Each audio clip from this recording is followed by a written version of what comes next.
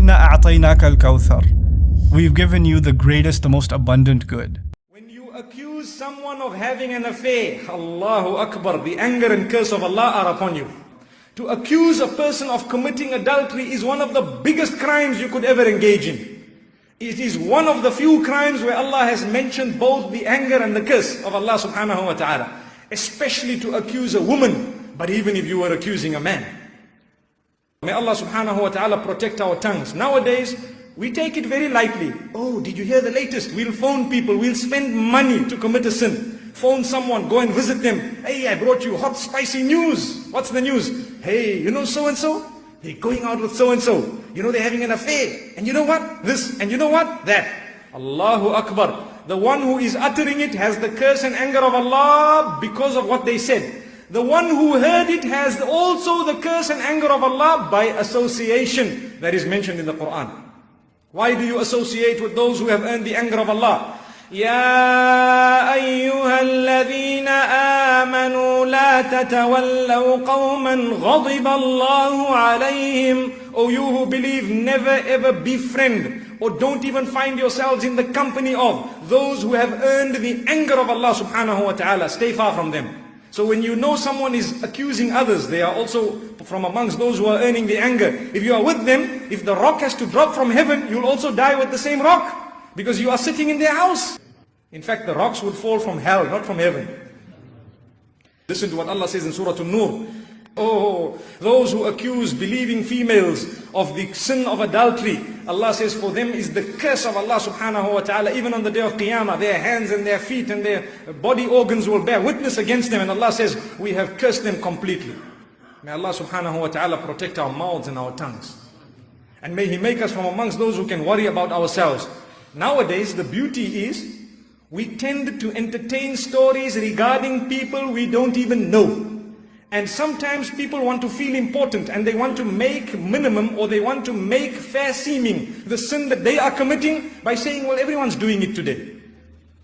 You see, if they are committing adultery, they then think everyone else is committing adultery as well. So they look at the others and say, well, everyone's doing it. No, not everyone is doing it. Believe me, there are people who are pure, who are chaste, who are protecting themselves for the sake of Allah subhanahu wa ta'ala. If you have made yourself cheap, may Allah protect us all. May He grant us all protection, inshallah, and may He forgive us. And at the same time, may He purify us in every single way. So, a person who has a guilty conscience likes to accuse others and wants to make things cheap so that they can seem to be part and parcel of the rest of the ummah. Yet, they are cursed by Allah subhanahu wa ta'ala. May we never ever do that. Then Allah subhanahu wa ta'ala speaks about someone who accuses his own wife. Allahu Akbar.